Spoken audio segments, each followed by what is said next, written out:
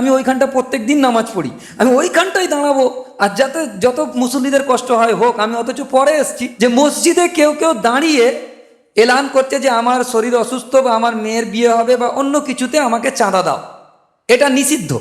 মসজিদে হাত ফেলানোর ক্ষেত্রে শুধু আল্লাহর কাছে হাত ফেলা, মসজিদে দুনিয়াবি কথাবার্তা না বলা। যে কাতারে জায়গা খালি নেই সেখানে ঢুকে পড়ে অন্য মুসল্লিদেরকে কষ্ট না দেওয়া।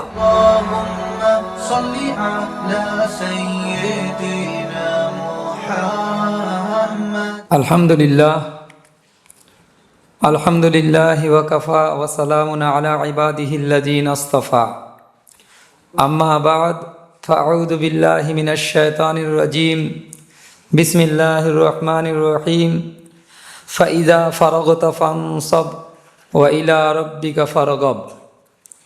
ওয়া ক্বালা সুবহানাহু ওয়া তাআলা কামা ওয়ারাদা ফি সূরাতিন নূর, ফি বুয়ুতিন আযিনাল্লাহু আন তুরফা ওয়া ইউযকারা ফীহা ইসমুহু ইউসাব্বিহু লাহু ফীহা বিল গুদুব্বি ওয়াল আসাল। রিজালুল লা তুলহিহিম তিজারাতুন ওয়ালা বাইউন আন যিকরিল্লাহ ওয়া ইকামিস সালাতি ওয়া ইতাইজ যাকাতি ইয়াখাফুনা ইয়াওমান তাতাকাল্লাবু ফীহিল কুলুবু ওয়াল আবসার। সাদাকাল্লাহুল আযীম। মোহতারাম বুজুর্গ দোস্ত, আমরা গত সপ্তাহে মসজিদ আবাদের গুরুত্ব এবং মসজিদের ফজিলত সম্পর্কিত বিষয়গুলো আলোচনা করছিলাম, কিন্তু আলোচনা যেখান পর্যন্ত আমরা শেষ করেছিলাম যে আজআলতুম সিকায়াতাল হাজ্জি ওয়া ইমারাতাল মসজিদিল হারাম কামান আমানা বিল্লাহি ওয়াল ইয়াউমিল আখির ওয়া জাহাদা ফি সাবিলিল্লাহ লা ইয়াস্তাউনা ইনদাল্লাহ। এই আয়াতের তাশরীতে পৌঁছে গিয়ে আমরা লাস্ট কথা বলেছিলাম যে তোমরা কি মনে করেছো মসজিদে হারামের সেবা শুশ্রূষা করি আর হাজিদেরকে আমরা পানি পান করাই, আমরা তো কম অংশে ইবাদত করি না। এবং সাহাবা একরামদের মধ্যে কোন ইবাদতের গুরুত্ব বেশি, কোনটা তার থেকে কম তুলনামূলক, এইটা নিয়ে আলোচনা করা হচ্ছিল। যে মসজিদ আবাদের দুটো মানে হয়। একটা মানে হচ্ছে যে মসজিদকে রক্ষণাবেক্ষণ করা, দেখভাল করা, যেগুলো সাধারণত কমিটি এবং এলাকাবাসীরা করে থাকেন। এটাকেও মসজিদ আবাদের একটা নাম দেওয়া হবে। আর আরেকটা অর্থ করা হবে মসজিদ আবাদের, সেটা হচ্ছে মসজিদে আল্লাহ পাকের ইবাদত করা, জিকির আজকার করা, তেলাওয়াত করা, নামাজ পড়া, এগুলো একটা অর্থ করা হবে। তো আমরা বলেছিলাম যদি এখানে মসজিদ আবাদ করার অর্থ শুধু মসজিদের সেবা শুশ্রূষা করা হয়, মসজিদের দেখভাল করা হয়, মসজিদের পরিচর্যা করা হয়, তাহলে এর থেকে উত্তম হচ্ছে আল্লাহর রাস্তায় জিহাদ করা, নিজের জান মাল লাগিয়ে, যারা আল্লাহর প্রতি ঈমান রাখে এবং আখিরাতের প্রতি ঈমান রাখে, আর এই ঈমানের বুনিয়াদে তারা আল্লাহর পথে জান মাল দিয়ে যারা জিহাদ করে, তাদের সমান লা ইয়াস্তাউনা ইনদাল্লাহ, তাদের সমান তোমরা কখনো হতে পারবে না। তাদের সমান তোমাদের ইবাদত নয়, তোমাদের ইবাদত তার থেকে নিচে থাকবে তুলনামূলকভাবে। এই দুটোর সাথে যখন কন্ট্রাস্টে আসবে তখন এটার গুরুত্ব বেশি হবে। কিন্তু এটা প্রয়োজন এবং পরিস্থিতি অনুযায়ী চেঞ্জ হয়, পরিবর্তন হতে থাকে, যেটা মারেফুল কোরআন থেকে আমরা শুনিয়েছিলাম। আর সেই পরিবর্তনটা এরকম হতে থাকে যে এলাকায় যদি দুর্ভিক্ষ দেখা দেয়, তাহলে গরিব মিসকিন যারা খেতে পাচ্ছে না তাদেরকে দান করা অন্য সমস্ত ইবাদত থেকে উঁচুতে থাকবে। আবার যখন এরকম পরিস্থিতি দেখা দেবে যে মুসলমানদের মৌলিক ইবাদত, ইমানের সাথে মৌলিক যে সমস্ত বিষয়গুলো, মৌলিকটাকে নোট করাতে চাইছি, মৌলিক বিষয়বস্তু যেমন নামাজ পড়া, কোরআন তেলাওয়াত করার উপরে নিষেধাজ্ঞা বা নামাজ পড়ার উপরে নিষেধাজ্ঞা বা মসজিদগুলোকে বন্ধ করে দেওয়া হচ্ছে, এরকম যদি পরিস্থিতি হয়, ইমানের মৌলিক বিষয়গুলোকে টিকিয়ে রাখা যদি এখানে সম্ভব না হয়, তাহলে ইয়া তো তোমাদেরকে হিজরত করে অন্য কোনো মুসলিম দেশে চলে যেতে হবে, আর নয়তো এখানে লড়াই করতে হবে, জিহাদ করতে হবে, আর নয়তো সবর করতে হবে যতদিন না আমাদের সেই শক্তি অর্জন হয়, মার খাবার জন্য পুরো তৈরি থাকতে হবে। এই সমস্ত বিষয় যখন দেখা দেবে এবং মুসলমানদের হাতে যদি তাকত থাকে, তাহলে ওই বাতিলের সাথে ওই সময় জেহাদ করাটা নামাজ পড়ার থেকেও ইবাদতে বেশি হয়ে যাবে। কারণ কি, খন্দকের যুদ্ধ তার প্রমাণ যে খন্দকের যুদ্ধতে ওরকম পরিস্থিতি দেখা দিয়েছিল। সেই জন্য রসুল্লাহ সাল্লাহ সাল্লাম সহ সাহাবা একরাম রেদওয়ানুল্লাহ আলাইহিম আজমাইন 4 ওয়াক্ত নামাজ কাজা করে দিয়েছিলেন, কিন্তু জেহাদকে চালিয়ে গিয়েছিলেন। কিন্তু এটার অর্থ এটা নয় যে সব সময় মানুষ জেহাদ চালাতে গিয়ে দাওয়াত ও তবলিগের কাজ করতে গিয়ে নামাজকে কাজা করবে, এরকম নয়। যখন ওই পরিস্থিতি হবে তখন ওইটা করতে হবে, ওই পরিস্থিতি যখন স্বাভাবিক অবস্থায় থাকবে তখন নয়। যেমন সূরা তওবাতে আছে যে ইল্লা তানফিরু ইউআযিবুকুম আযাবান আলিমা, যে তোমরা যদি আল্লাহর রাস্তায় না বেরো, মানে জেহাদে না যাও, তো তখন তোমাদের জন্য দর্দনাক আযাবের ব্যবস্থা করা হয়েছে। আর তারপরে বলেছে যে হালকা হও, ভারী হও। ইনফিরু খিফাফা ওয়া সাকালা, ইনফিরু মানে নাফারে আম হয়ে গিয়েছে, এখন বের হতে হবে। হালকা হও চাই ভারী হও, তার মানে করেছে অসুস্থ হও বা সুস্থ হও, ধনী হও বা মানে গরিব হও, যোগ্যতা থাক বা না থাক, যে কোনো পরিস্থিতিতে এবার বেরিয়ে যাও। তো ওরকম পরিস্থিতিতে তোমাকে বেরোতেই হবে। এটা সূরা তওবার আয়াত, 2টো আয়াতই সূরা তওবা থেকে বলেছে। ইনফিরু খিফাফা ওয়া সাকালা সূরা তওবাতে আছে, ইল্লা তানফিরু ইউআযিবুকুম আযাবান আলিমা, না যদি বের হও তোমরা আল্লাহর রাস্তায় তো দর্দনাক আযাব তোমাদের জন্য রাখা হয়েছে। আর ওই সফরে তবুকের যুদ্ধ ছিল, ওটা খুব ভালো করে বুঝবেন, যেটা ফাজাইল আমলের মধ্যে আছে। তবুকের যুদ্ধতে সকলেই অংশগ্রহণ করেছিলেন, মুনাফিকরা কিছু মুনাফিক ছাড়া। আর রাসূলুল্লাহ সাল্লাল্লাহু আলাইহি সাল্লাম ওই যুদ্ধতে স্বয়ং অংশগ্রহণ করেছিলেন। সেই সময় জিহাদ ফরজে আইন হয়ে গিয়েছিল। ওই জন্য সেই সময়ের জন্য যদি কেউ আপনার থেকে টাকা পয়সা পায়, টাকা পায় যে আপনি তার থেকে ধার নিয়েছেন, তার অনুমতির প্রয়োজন নেই, আপনাকে জেহাদে বেরিয়ে যেতে হবে। কিন্তু ওই পরিস্থিতি না হলে তার থেকে অনুমতি নিতে হবে যে আমি জেহাদে যেতে চাইছি, কিন্তু আমি তুমি যে টাকাটা আমার থেকে পাও সেটা আমি এই মুহূর্তে দিতে পারছি না, আমি জেহাদ থেকে ফিরে এসে দেবো বা অন্য কিছু ব্যবস্থা কিছুদিন পরে করব। এটা তাকে বলতে হবে, তার অনুমতি নিতে হবে, তবে যেতে পারবে। আর যখন ফরজে আইন হয়ে যাবে জেহাদ, ফরজে আইন কখন হয়, ফের ওটাকে পয়েন্ট নোট করুন, যে যখন ইসলামের মৌলিক বিষয়গুলোর উপরে আমরা আমল করতে পারবো না, রোকআউট লেগে যাবে। যে কোরআন শরীফের এখানে তালিম হচ্ছে আলহামদুলিল্লাহ, কত বাচ্চারা পড়তে আসছে, কোনো রোকআউট আছে? কোনো রোকআউট নেই। যদি এরকম করে দেয় যে কোরআন শরীফ এই মসজিদে পড়া হলে মসজিদের মোতাওয়াল্লিকে, শিক্ষককে তুলে নিয়ে যাওয়া হবে, তাহলে এটা এমন কঠিন পরিস্থিতি যে কোরআনের শিক্ষার উপরে আঘাত আসতেছে, এখানে থাকা যাবে না। আর যদি আমাদের ক্ষমতা থাকে এর বিরুদ্ধে লড়াই করতে হবে। এরকম মৌলিক মৌলিক জিনিসগুলো, কলমা পড়লেই মারা হবে তাকে, যেমন সৌদি আরবে হয়েছিল যে যদি কলমা পড়বে তাকে মার। সিদ্দিক আকবর রাদিয়াল্লাহু তাআলা আনহু সহ বা অন্যান্য সাহাবীদেরকে রাসূলুল্লাহ সাল্লাল্লাহু আলাইহি ওয়াসাল্লাম বলেছে তোমরা ঈমান এনেছো, ঠিক কথা, গোপনে রেখে দাও। তো ওই পরিস্থিতিতে আলাদা ব্যাপার। যখন ওই পরিস্থিতি থাকবে না, তখন যারা পাওনাদার আছে, মা বাপ আছে, সকলের অনুমতি লাগবে, সকলের অনুমতি নিয়ে তবে আপনি যাবেন। কিন্তু ওই পরিস্থিতি না থাকলে অনুমতির দরকার, ওই পরিস্থিতি থাকলে অনুমতির দরকার নেই, না থাকলে অনুমতির দরকার আছে। এটা কোথায় আছে? তাফসীরে মাআরিফুল কোরআনে মুফতি মোহাম্মদ শফি সাহেব রহমতুল্লাহ এই মশলাগুলো পুরো লিখেছে। কেউ যারা আল্লাহ রাস্তায় বেরিয়ে যাচ্ছে কিন্তু তার বিবিকে খরচা দিয়ে যায়নি, শ্বশুর বাড়িতে বিবিকে রেখে দিয়েছে, বাচ্চা কাচ্চা সবকে রেখে দিয়েছে। এখন পুরো শ্বশুরের ঘাড়ে যদি 4টে বাচ্চা আর তার মেয়ে থাকে, আর এ আল্লাহ রাস্তায় বের হয়ে গিয়েছে, এটা তখনকারের জন্য যখন মানুষ মানে ইসলাম থেকে সব বেরিয়ে গিয়েছে এবং ইসলামের উপরে থাকতে দেওয়া হচ্ছে না, বরং মৌলিক কথাগুলোকে করতে দেওয়া হচ্ছে না, কাজগুলোকে করতে দেওয়া হচ্ছে না। ওই পরিস্থিতিতে বিবি থাক আর যাক, ও কোনো দেখার দরকার নেই, চলে যাবে। কিন্তু ওই পরিস্থিতি এখন নেই, সেই জন্যে ওই জাজত জরুরি আছে, বলতে হবে, খরচা দিতে হবে, সব কিছু করতে হবে, দায়িত্ব। তবে আপনি দায়িত্বশীলদের মধ্যে সুমার হবেন, নাহলে বলবেন এ দায়িত্বহীন ছেলে, এটাকে বলতে হবে। সেটাকে মাথায় রাখতে হবে যে এটা মাসলায় এইভাবে লেখা আছে, মুফাসসিরিনরা এইভাবে লিখেছেন। আচ্ছা, এরপরে যদি এই আয়াত দুটো পড়েছি আমি, ইনফিরু খিফাফা ওয়া সিকালা আর ইল্লা তানফিরু ইয়াযিবুকুম আযাবান আলিমা, কিন্তু এই সূরা তাওবাতে শেষের দিকে গিয়ে আয়াত কি নাজিল হচ্ছে, যে আয়াত বলছে যে তোমরা ওমা কানাল মুমিনিনা লিয়ুনফিরু কাফা ফালাউলা নাফারা মিন কুল্লি ফিরকাতিন মিনহুম তায়ফাতুল লিয়াতাফাক্কাহু ফিদ-দীন ওয়া লিয়ুনজিরু কওমাহুম ইলা রাজা ইলাইহিম, এখানে পরিষ্কার শব্দ নিয়ে আসতেছেন আল্লাহ পাক যে মোমেনদের জন্য সঙ্গত নয় যে সকলেই আল্লাহর রাস্তায় বেরিয়ে যাবে। কিছু লোক থেকে যাক রসুল্লাহ সাল্লাহ সাল্লামের কাছে তাফাক্কুফি দ্বীন হাসিল করার জন্য, দ্বীনের জ্ঞান হাসিল করার জন্য থেকে যাও, আর কিছু লোক জিহাদে চলে যাও। এই ভাগটা সূরা তাওবাতেই হচ্ছে। আমি আশ্চর্য হয়ে যাচ্ছি, যখন একই সূরাতে দুরকম কথা আসছে, তাহলে বুঝতে হবে ওই আয়াত অন্য পরিস্থিতিতে নাজিল হয়েছিল। তবুকের পরিস্থিতিতে যুদ্ধ ফরজে আইন ছিল, তখন ওই আয়াত নাজিল হয়েছে। কিন্তু তবুকের পরিস্থিতি যখন কেটে যায়, তখন যুদ্ধ ফরজে আইন আর থাকলো না। সুতরাং ওইখানে শব্দ আছে ওমা কানাল মুমিনুনা লিয়ুনফিরু কাফা, মোমেনদের জন্য সঙ্গত নয় যে সকলেই বেরিয়ে যাবে।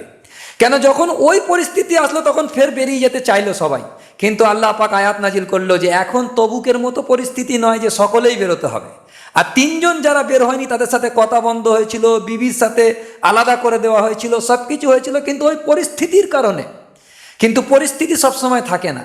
এখন কেউ যদি বলে যে এখন পৃথিবীতে তো বহু অমুসলিম আছে, সুতরাং অমুসলিমরা মুসলমানদের তুলনায় বেশি, সুতরাং আমরা তাদেরকে ইসলামের মধ্যে আনার জন্য এখন বেরোনোটা ফরজে আইন হয়ে গেছে, যদি কেউ বলে, তার উত্তর আমি দেবো না। মুফতি মোহাম্মদ তাকি উসমানী সাহেব দামাত বারাকাতুহুম তার ফতোয়ায়ে উসমানীতে লিখেছেন যে হার জামানায় পৃথিবীতে মুসলমানদের তুলনায় হার জামানায় অমুসলিম বেশি ছিল।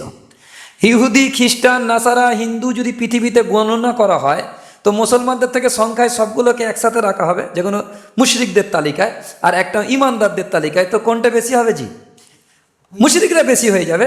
তো হার জামানায় মুশরিক বেশি ছিল, তাহলে হার জামানায় দাওয়াত ও তাবলীগ এবং জিহাদ ফরজে আইন হওয়াটা যুক্তিসঙ্গত ছিল। মুফতি তাকি উসমানী সাহেব বলছেন পৃথিবীর উত্তর থেকে দক্ষিণ, পূর্ব থেকে পশ্চিম কোনো আহলে সুন্নাত ওয়াল জামাতের আলেমের এরকম মত নেই যে এখন ফরজে আইন হয়ে গেছে এখন পর্যন্ত। সেই জন্য কোনো দেশে ফরজে আইন হতে পারে, যেরকম ফিলিস্তিনে জেহাদ ফরজে আইন হয়েছে, কিন্তু এখানে নয়। এটা তার পাশের দেশগুলো হবে, তার পাশের দেশগুলো হবে, এরকম আস্তে আস্তে পুরো পৃথিবীময় ছড়াবে। এগুলোকে জানতে হবে, এগুলোকে তাফাক্কুফি দ্বীন হাসিল বলা। কিন্তু আমরা যেখানে পর্যন্ত সে হাতটাই ছেড়েছিলাম, সেটা হচ্ছে যে যখন আপনি দাওয়াত ও তাবলীগের কাজ থেকে ফারিগ হবেন, তখন আপনি দোয়ার মধ্যে মশগুল হন। আর এটা আমরা তাফসীরে তাবারি থেকে বলেছিলাম যে যুদ্ধ থেকে ফারিগ হবেন, আল্লাহর ইবাদতে মশগুল হন। কেন? যখন মূসা আলাইহিস সালামের ঘটনা আমি বলেছিলাম যে মূসা আলাইহিস সালাম ফেরাউনকে দাওয়াত দেওয়ার পরেই উনি বলছিলেন যে কাই নুসাব্বিহাকা কাসীরা ওয়া নাযকুরাকা কাসীরা, আমি দাওয়াত থেকে ফারেগ হওয়ার পরেই যেন তোমার জিকিরের মধ্যে নিজেকে ডুবিয়ে দিতে পারি, এটা আমার জিন্দেগির মাকসাদ, উদ্দেশ্য। আর আমি গত সপ্তাহে বলেছিলাম যে মাকসাদ কোনটা, উদ্দেশ্য কোনটা, আর রাস্তা কোনটা, এটাকে প্রথম তয় করে নেন। ইলিম হাসিল করা হয় রাস্তা, ইলিম গন্তব্য নয়। জ্ঞান শিক্ষা করাটা কোনো গন্তব্য নয়, ওটা রাস্তা। এই জ্ঞান শিক্ষার মাধ্যমে আমি আল্লাহর কাছে পৌঁছাতে চাইছি। জেহাদ এর মাধ্যমে আল্লাহর ইবাদত সমাজে প্রতিষ্ঠিত হওয়া, এটা উদ্দেশ্য। কিন্তু জেহাদ উদ্দেশ্য না, জেহাদ হচ্ছে রাস্তা। এই রাস্তায় চললে ওই উদ্দেশ্য হাসিল হবে, ওই গন্তব্যে আমি পৌঁছে যাব। ঠিক দাওয়াত ও তাবলীগ এটা গন্তব্য নয়, উদ্দেশ্য নয়, মূল ইবাদত নয়, বরং এটাও একটা রাস্তা। এই রাস্তায় চললে আমি আল্লাহকে পাবো, এই রাস্তায় চললে আমি আল্লাহর ইবাদত আমার জিন্দগিতে উজুদের মধ্যে আসবে। এইগুলো দেখেন, মুফতি মোহাম্মদ শফি সাহেবের তাহকিককৃত কপি আমার সামনে। এই কপিতে পরিষ্কার এখানে লিখছে ফাইদা ফারাগতা ফানসাব। এবারে মুফতি শফির কথাটাকে আমরা শুনিয়ে দিই যে মুফতি শফি সাহেব রহমতুল্লাহ আলাইহি উপমহাদেশের গ্র্যান্ড মুফতি ছিলেন। তিনি কি লিখছেন দেখেন, যে ফাইদা ফারাগতা ফানসাব ওয়া ইলা রাব্বিকা ফারগাব, অর্থাৎ যখন আপনি দাওয়াত ও তাবলীগের কাজ থেকে ফারেগ হবেন, তখন অন্য কাজের জন্য প্রস্তুত হয়ে যান। আর তা হলো আল্লাহ তাআলার জিকির, দোয়া, ইস্তেগফারে আপনি মনোনিবেশ করুন। অধিকাংশ মুফাসসির এই তাফসীরই করেছেন, অধিকাংশ মুফাসসির এই তাফসীরই করেছেন। এটা শুধু মুফতি শফি সাহেবের তাফসীর নয়, বরং অধিকাংশ মুফাসসির বলেছেন এর অর্থ এটাই, এর তাফসীর এটাই। কেউ কেউ অন্য তফসিরও করেছেন, কিন্তু এই তফসিরটাই অধিকতর নিকটবর্তী কোরআনের, অধিকতর নিকটবর্তী। এর সারমর্ম হলো দাওয়াত ও তাবলীগ মানুষকে সরল পথ প্রদর্শন এবং তাদের সংশোধনের চিন্তা করা, এ সবই ছিল রসুল করিম সাল্লাল্লাহু আলাইহি ওয়াসাল্লামের জন্য সর্ববৃহৎ ইবাদত। কিন্তু এ সবই সৃষ্টিকুলের মধ্যস্থতার এবাদত, সৃষ্টিকুলের মধ্যস্থতার এবাদত। আয়াতের উদ্দেশ্য হলো আপনি কেবল এইরূপ পরোক্ষ এবাদতের মধ্যেই ক্ষান্ত হবেন না, বরং আপনি যখন এই এবাদত থেকে ফারেগ হবেন তখন একান্তে ও নির্জনে প্রত্যক্ষভাবে আল্লাহর এবাদতে আত্মনিয়োগ করুন। যারা বাংলা জানে তারা বুঝবে পরোক্ষ আর প্রত্যক্ষ। প্রত্যক্ষ এবাদত হচ্ছে হাকিকাতান এবাদত, আর পরোক্ষ এবাদত হচ্ছে এবাদত হাকিকাতান এবাদতের মাধ্যম, মানে যেটা সেটা পরোক্ষ বলা হয়। আর প্রত্যক্ষ মানে হাকিকাতে এবাদত। কেউ যদি হাকিকাতে এবাদত যেটাকে বলা হয়, হাকিকাতে আসলিয়া, এবাদতে আসলিয়া যেটাকে বলা হয়, সেটার জন্য যেটার বিধান আছে শরীয়তে, কিন্তু শরীয়তে যেটা এবাদত নয় কিন্তু এবাদতের মাধ্যম, মানে যেটাকে পরোক্ষ এবাদত বলা হয়, এই পরোক্ষ এবাদতের জন্য মান্যত বৈধ নয়। কেউ যদি বলে যে আমার এই ছেলেটার অসুস্থতা আছে, সে যদি সুস্থ হয়ে যায় তা আমি মান্যত মানলাম যে 3 দিনের রোজা রাখবো, তাহলে ঠিক আছে, রাখতে হবে। যদি বলে যে অসুস্থটা সুস্থ হয়ে যায় যে আমি 3 দিনের এতেকাফ করব, তাহলে করতে হবে, কারণ এতেকাফ হচ্ছে এবাদতে হাকিকি। আর যদি বলে আমি 3 দিন জমাতে যাব, তাহলে ওটা হবে না, কারণ জমাতে যাওয়াটা এবাদতে হাকিকি নয়, পরোক্ষ এবাদত, প্রত্যক্ষ নয়। যদি কেউ বলে যে আমার ছেলেটা সুস্থ হয়ে গেলে 3 দিনের জামাতে বের হব, এই যে মান্যত, এটা সহি মান্যত হলো না। ফিকহের কেতাবে লেখা আছে যে এটা যেহেতু পরোক্ষ এবাদত, হাকিকাতান এবাদতের মান্যত হয়, পরোক্ষ এবাদতের মান্যত হবে না। এখানে মুফতি শফি সাহেব লিখছেন পরোক্ষ এবাদত, যখনই এবাদত থেকে ফারেগ হবেন একান্ত নির্জনে প্রত্যক্ষভাবে আল্লাহ তাআলার দিকে মনোনিবেশ করুন, তার কাছেই প্রত্যেক কাজের সাফল্যের জন্য দোয়া করুন। আল্লাহর জিকির এবং প্রত্যক্ষ এবাদত তো আসল উদ্দেশ্য, প্রত্যক্ষ এবাদত আসল উদ্দেশ্য, পরোক্ষ এবাদত হচ্ছে রাস্তা। ইলিম হাসিল করা এবাদত, কিন্তু প্রত্যক্ষ না, পরোক্ষ। খুব ভালো করে বুঝবেন, জিহাদ এবাদত কিন্তু প্রত্যক্ষ না, পরোক্ষ এবাদত। তো এই জন্য এগুলো সব রাস্তা। আসল মুখ্য উদ্দেশ্য এখানে লিখেছে, মুখ্য উদ্দেশ্য হচ্ছে আল্লাহর এবাদতে নিজেকে ডুবিয়ে দেওয়া। এই জন্যই মানুষকে সৃষ্টি করা হয়েছে, ওমা খালাকতুল জিন্না ওয়াল ইনসা ইল্লা লিয়াবুদুন, এবাদতের জন্যই তৈরি করা হয়েছে। আচ্ছা, এই কথাটা আর একটা দলিল কোরআন শরীফ থেকে দিচ্ছি, যে হযরতে নূহ আলাইহিস সালাতু ওয়াস সালাম যখন তবলিগের কাছ থেকে ফারেগ হলেন, তখন দোয়ার মধ্যে মশগুল হয়ে গেলেন। পরিষ্কার কথা, রব্বি ইন্নী দাউতু কওমি, তার আলফাজ নকল করছি, দোয়াতে কি কি আলফাজ বলেছিলেন হযরত নূহ আলাইহিস সালাম। রব্বি ইন্নী দাউতু কওমি লাইলা ওয়া নাহারা ফালাম ইয়াজিদহুম দুআই ইল্লা ফিরারা ওয়া ইন্নী কুল্লামা দাউতুহুম লিতাগফিরা লাহুম জাআলু আসাবিআহুম ফি আযানিহিম ওয়াস্তাগসাউ সিয়াবাহুম ওয়া আসররু ওয়াস্তাকবারু ইস্তিকবারা সুম্মা ইন্নী দাউতুহুম জিহারা সুম্মা ইন্নী আ'লানতু লাহুম ওয়া আসরারতু লাহুম ইসরারা ফাকুলতুস্তাগফিরু রাব্বাকুম ইন্নাহু কানা গাফফারা। ये পুরো আয়াত দালালাত করতেছে, যিনি দোয়ার মধ্যে এই শব্দগুলো বলছিলেন যে আল্লাহ যত এদেরকে দিন রাত দাওয়াত দিয়েছি তত দূর চলে যেতে শুরু করেছে। এ আল্লাহ, এদেরকে যখন দিনের দাওয়াত দিচ্ছি তারা কানে আঙুল ঢেলে নিয়েছে আমার কথা না শোনার জন্য, গায়ে মাথার উপর দিয়ে চাদর ঢেলে দিয়েছে, সব আল্লাহকে শোনাচ্ছে দোয়ার মাধ্যমে। আর তারপরে বলছেন যে আল্লাহ পাকের গফফারিয়াতের কথা শোনাচ্ছেন, আর তাদেরকে আমি একা একা দাওয়াত দিয়েছি, সম্মিলিত করে দাওয়াত দিয়েছি। ওয়া আসরারতু লাহুম ইসরারা ফাকুলতুস্তাগফিরু রাব্বাকুম ইন্নাহু কানা গাফফারা, তোমার গফফারিয়াতের কথা তাদেরকে শুনিয়েছি, তাদেরকে একা একা দাওয়াত দিয়েছি, প্রকাশ্যে এবং জনসমক্ষে দাওয়াত দিয়েছি, সব কিছু কথা কিন্তু আল্লাহকে বলছে। তার মানে দাওয়াতের কাজ থেকে ফারেগ হবার পরেই দাওয়াতের কর্মীদের জন্য, দাওয়াত ও তবলিগের কাজ করানোওয়ালার জন্য এটা খুবই জরুরি যে দাওয়াতের কাজ থেকে ফারেগ হয়ে তারা যেন আল্লাহর জিকির ও ইস্তেগফারে মনোনিবেশ করেন। এটা আমাদের পুরো কথাটা এসে গেল পুরো দালাইলের সাথে। এখন মসজিদ যে আবাদ করা হবে, সেই মসজিদ আবাদের বেশ কিছু আদাব আছে, সেই আদাব এবং মসজিদের ফজিলত সম্পর্কিত আমাদের জিনিসগুলোকে পুরো মাথায় রাখতে হবে।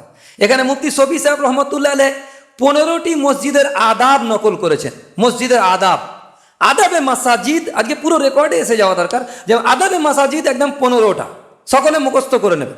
যে একটা হচ্ছে যে ওলামা একরাম লিখছেন যে 15টি আদাব বর্ণনা করেছেন, যথা মসজিদে প্রবেশ করার পর কিছু লোক বসা দেখলে তাদেরকে সালাম দেবে, আর কেউ যদি মসজিদে না থাকে তাহলে বলবে আসসালামু আলাইনা ওয়া আলা ইবাদিল্লাহিস সালিহিন। কিন্তু কেউ যদি নামাজে রত থাকে তখন সালাম দেবেন না। কেউ নামাজ পড়ছে না, আপনি সালাম দেবেন। আর কেউ যদি মসজিদে না থাকে তখন বলবেন আসসালামু আলাইনা ওয়া আলা ইবাদিল্লাহিস সালিহিন। হতে পারে সেখানে ফেরেশতারা ইবাদত করতেছেন, ইবাদিল্লাহিস সালিহিনরা আছে। এটা 1 নম্বর আদবের মধ্যে এখনো শেষ হয়নি। এর অর্থ হচ্ছে শান্তি বর্ষিত হোক আমাদের উপর এবং আল্লাহ তাআলার নেক বান্দাদের উপর, এটা বলবে। তখন কার্যকর হবে যে যখন মসজিদে উপস্থিত লোকজন নফল নামাজ এবং জিকির তেলাওয়াত ইত্যাদি তসবিতে মশগুল না থাকে তখনই এই সালাম দেওয়ার ব্যবস্থা, না হলে সালাম দেবে না। কেন এসব অবস্থায় সালাম দেওয়া ঠিক নয়।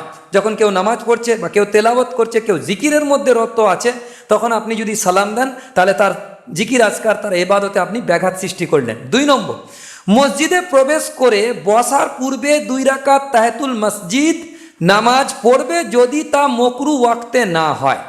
মসজিদে প্রবেশ করার পরে 2 রাকাত তাহিয়াতুল মসজিদের নামাজ পড়বে, তাহিয়াতুল মসজিদের নামাজ, যদি তা মকরু সময়ে উপস্থিত না হয়। আচ্ছা, এখানে একটা কথাকে খুলে বলে দেওয়া দরকার। এখন প্রশ্ন রয়ে যাচ্ছে, যদি কেউ এমন সময় প্রবেশ করেছে মসজিদে তখন মকরু সময়, তাহলে পড়বে না, বসে যাবে। বসার পরে মকরু সময় কেটে যাবে, তারপরেও পড়তে পারে। কেউ কেউ বলেছেন যে বসার পরে আর দখলুল মসজিদ পড়া যায় না। কথাটা হানফি মাযহাবের মাসলার খেলাফ, বরং এ ব্যাপারে হাদিসে মোবারক আছে যে বসার পরেও দখলুল মসজিদ উঠে দাঁড়িয়ে পড়া যাবে, কিন্তু উত্তম আর বেহতার হচ্ছে বসার আগে পড়া, যেটা এখানে লিখেছে। কিন্তু হানফি মাযহাবের ফতোয়া ওরই ওপরে যে বসে পড়ার পরে দোবারা দাঁড়িয়ে ফের যদি কেউ পড়ে তবেই পড়া যাবে। হাদিসও নকল করেছে দরসে তিরমিজিতে মুফতি মোহাম্মদ তাকি উসমানী দামাত বারকাতুহুম, তিনি নকল করেছেন। আচ্ছা, এরপরে মসজিদের ভিতরে 3 নম্বর, মসজিদের ভিতরে ক্রয় বিক্রয় করা যাবে না। মসজিদের ভিতরে ক্রয় বিক্রয় করা যাবে না, কোনো কিছু কেনা বেচা মসজিদের ভিতরে করা যাবে না। আচ্ছা, এখানে আরেকটা প্রশ্ন, যে কেউ কেউ দেখবেন নিজের প্রয়োজনের জন্য মসজিদে চাইতে আসে। এই মশলাটা এখানে লেখা নেই, কিন্তু আমি বলে দিচ্ছি মশলাটা, ইয়াদ রাখবেন। কারণ খাস তরফে মসজিদের মোতাওয়াল্লি এবং ইমাম সাহেব এ ব্যাপারে খুব তীক্ষ্ণ দৃষ্টি রাখতে হবে। যে মসজিদে কেউ কেউ দাঁড়িয়ে এলান করছে যে আমার শরীর অসুস্থ বা আমার মেয়ের বিয়ে হবে বা অন্য কিছুতে আমাকে চাঁদা দাও, এটা নিষিদ্ধ। মসজিদে হাত ফেলানোর ক্ষেত্রে শুধু আল্লাহর কাছে হাত ফেলাবে। হ্যাঁ, যদি কারো প্রয়োজন হয় তখন মসজিদের ইমাম সাহেব বা মোতাওয়াল্লি বা মসজিদের রক্ষণাবেক্ষকের দায়িত্ব যারা আছে তাদের মাধ্যমে এলান করাতে পারা যেতে পারে, কিন্তু নিজের প্রয়োজনে নিজে এলান করতে পারবে না। মশলাটা ভালো করে বুঝে নেন, নিজের প্রয়োজনে নিজে এলান করতে পারবে না। মসজিদের নিজের প্রয়োজন হলে হাত ফেলাবে সিরিফ আর সিরিফ আল্লাহর কাছে। আর যদি বলতেই হয় তবে ইমাম সাহেব বা মোতাওয়াল্লি বা মসজিদের রক্ষণাবেক্ষকের দায়িত্বশীল যারা আছে তাদেরকে দিয়ে এলান করাতে হবে, ডাইরেক্ট নিজের প্রয়োজনের জন্য এলান করানো যাবে না। পরিষ্কার কথা। এই মশলাটা বিস্তারিত আছে, কিন্তু আমি সংক্ষিপ্ত আকারে যাতে বুঝে নেওয়া যায়, যাতে মসজিদে এগুলো হচ্ছে আকসারিয়াত, আর রোকা হচ্ছে না, এ ব্যাপারে রোকা হচ্ছে না, কিন্তু রোকা দরকার আছে। মসজিদের ভিতরে ক্রয় বিক্রয়। 4 নম্বর হচ্ছে মসজিদে তীর তরোয়ার বের করবে না। তীর বা তরোয়ারি বা কোনো অস্ত্র সেটা মসজিদে বের করা নিষেধ। তারপরে বলছে মসজিদে হারানো বস্তুর ঘোষণা দেওয়া যাবে না। কারো হারিয়েছে সেই পিসা পড়া ওই মাঠেতে, আমলিতলার মাঠে হারিয়েছে, এখানে এসে এলান করতেছে, চলবে না। রসুল্লাহ সাল্লাহ সাল্লামের হাদিস আছে যে আল্লাহ রসুল সাল্লাম বলছেন তোমার জিনিসকে আল্লাহ পাক যেন নাম মেলাক, হারিয়ে গেছে হারিয়েই যাক। তো সেই জন্যে এটা যেন না হয় যে কোথাও অন্য কোথাও হারিয়েছে এখানে এসে এলান করবে। কিন্তু মশলাটা আরও ক্লিয়ার শুনে নেন, যদি মসজিদের মধ্যেই হারিয়ে যায়, মসজিদে অবস্থান করাকালীনই তার কিছু হারায়, তাহলে মসজিদে এলান করাতে কোনো অসুবিধা নেই। মসজিদের বাইরে হারিয়েছে, মসজিদে এসে যদি খোঁজ করে আর এলান করায় তাহলে এটা ঠিক নয়, এটা চলবে না, এটা নিষেধ করা হয়েছে। 6 নম্বর, না, ওগুলো মসজিদের বাইরে যেগুলো হারাবে সেগুলো মসজিদের বাইরে এলান করবেন, মসজিদের বাইরে গিয়ে এলান করবেন, মসজিদের মধ্যে এলান না। মসজিদের বাইরে হারানো জিনিস মসজিদের ভিতরে এলান নিষেধ, সাময়িক এরকমই। আচ্ছা, মসজিদে হারানো বস্তুর ঘোষণা না দেওয়া, হ্যাঁ জানাজার এলান করা চলবে, ওটা ফতোয়া দারুল উলুমে আছে। মাসলা যেটা সেটা আমরা বলে দিচ্ছি। এবারে মসজিদের বাইরে এখন তো ইন্টারনেট হয়ে গেছে, মানে হোয়াটসঅ্যাপ গ্রুপে যদি বলে দেন ইন্টারনেটের মাধ্যমে সকলের হাতে হাতে খবর পৌঁছে যাওয়ার জন্য খুব আসান তরিকা আল্লাহ করে দিয়েছে। আচ্ছা, মসজিদে উচ্চস্বরে কথা না বলা, মসজিদে উচ্চস্বরে কথা না বলা। 7 নম্বর পয়েন্ট, মসজিদে দুনিয়াবি কথাবার্তা না বলা, দুনিয়াবি কথাবার্তা মসজিদে না বলা। 8 নম্বর পয়েন্ট, কারো সাথে মসজিদে ঝগড়া না করা। 9 নম্বর পয়েন্ট, যে কাতারে জায়গা খালি নেই সেখানে ঢুকে পড়ে অন্য মুসল্লিদেরকে কষ্ট না দেওয়া। যে কাতারের জায়গা খালি নেই কিন্তু আমি ওইখানটা প্রত্যেক দিন নামাজ পড়ি, আমি ওইখানটাই দাঁড়াবো, আর যাতে যত মুসল্লিদের কষ্ট হয় হোক, আমি অথচ পরে এসছি না। বলছে যে কাতারে জায়গা খালি নেই সেখানে ঢুকে পড়ে অন্য মুসল্লিদেরকে কষ্ট না দেওয়া।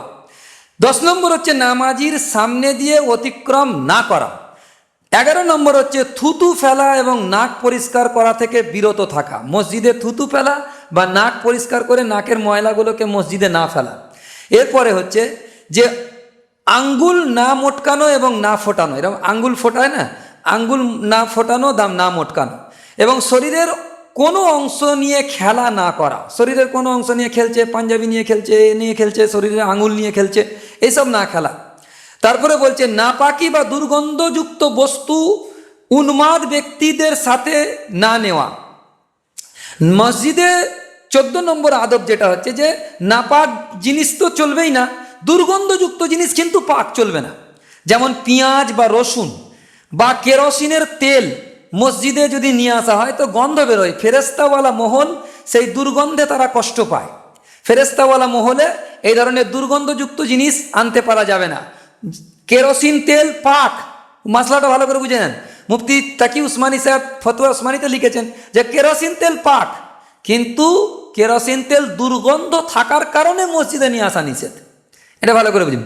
আচ্ছা, আমাদের কি হয়, বকরা ঈদের সময় দেখবেন মসজিদে গোস্ত বন্টন হচ্ছে, কাঁচা গোস্ত মসজিদে আনা ঠিক নয়, কাঁচা গোস্ত মসজিদে রাখা হলো, তো এটা ঠিক নয়। হাদিস পাকের মধ্যে এসছে কাঁচা গোস্ত মসজিদে যেন না তোলে, কিন্তু আমাদের এখানকার মসজিদগুলো যেটা বলবো ওখানে একটা ক্লিয়ার করবো, জামাতের ছাত্ররা যারা আছে মসজিদের খালি যে জায়গা আছে, হ্যাঁ, আরও একটা জিনিস ক্লিয়ার হয়ে দেওয়া দরকার।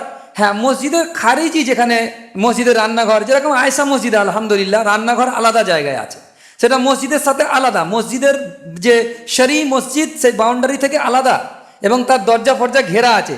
সেখানে জামাতের সাথীরা যে রান্না বান্না করে তাতে কিন্তু কোনো অসুবিধা শরীয়তে নেই, এটা পরিষ্কার করে নেওয়া দরকার যে কোনো অসুবিধা শরীয়তে নেই, যেহেতু ওখানে আলাদা রান্নাঘর টাইপের করা আছে যেটা মসজিদের সঙ্গে নয়, মসজিদের বাইরে, সেখান থেকে আপনারা ওইটাতে অসুবিধে নেই, এটাকেও মাথায় রাখবেন।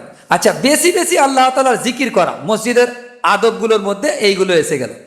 এবারে ইমাম কুরতুবী রহমতুল্লাহ আলাইহি বলছেন যে মসজিদের এই 15টি আদব যে ব্যক্তি পালন করবে সে মসজিদের প্রাপ্য পরিশোধ করেছে, মসজিদের যে প্রাপ্য সেটা পরিশোধ করেছে বলে গণ্য হবে এবং মসজিদ তার জন্য হেফাজত এবং শান্তির জায়গা হবে। অধম লেখক মুফতি মোহাম্মদ শফি সাহেব রহমতুল্লাহ আলাইহি বলছেন যে আমি মসজিদের আদব সম্পর্কে স্বতন্ত্র একটা কেতাব লিখেছি, সেটা যারা দেখতে চায় দেখে নেবে।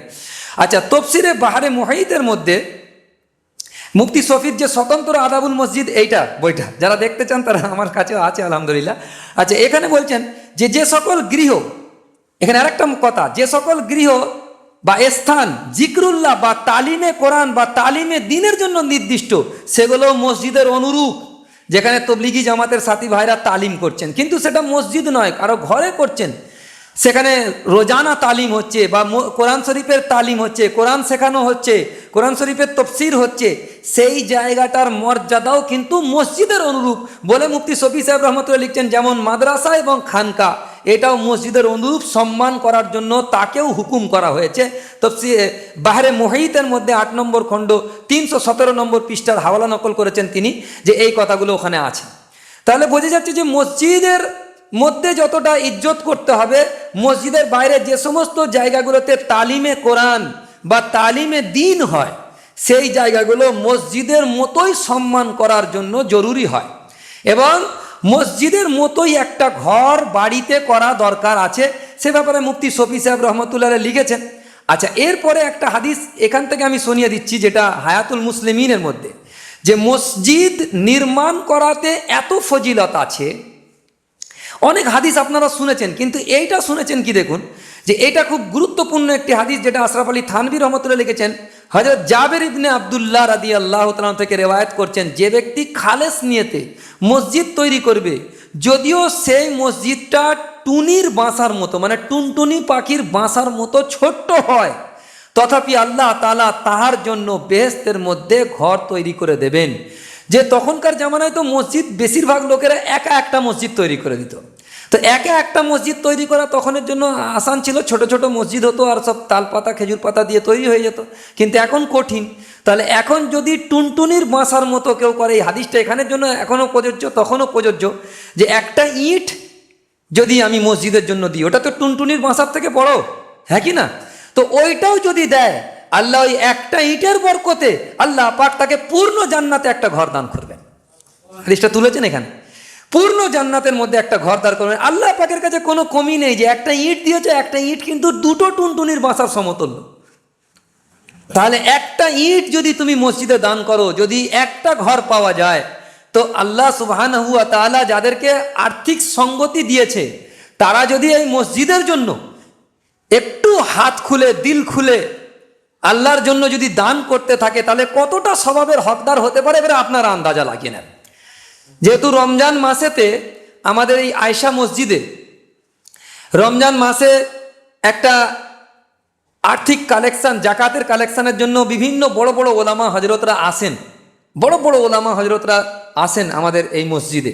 তো সেই মসজিদে যখন তানারা বসবেন, এই মসজিদে আয়েশার জন্য, মসজিদে আয়েশার একটা বিল নিয়েও বসা হবে মসজিদের রমজানের কালেকশনের জন্য মসজিদের। কিন্তু সেখানে মসজিদের দানের ক্ষেত্রে কোনো জাকাতের পয়সা চলবে না।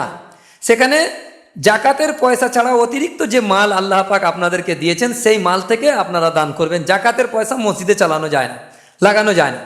সেই জন্যে সেখানে আপনারা দান করবেন।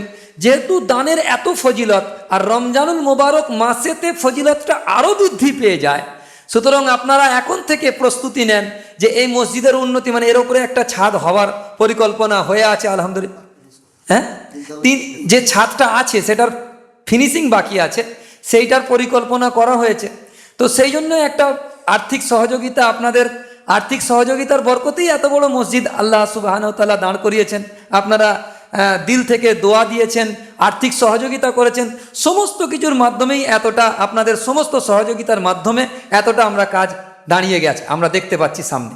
কিন্তু আর যতটুকু বাকি আছে সেটাও আপনাদের আন্তরিক দোয়া এবং আর্থিক সহযোগিতায় যদি আপনারা আগিয়ে আসতে পারেন।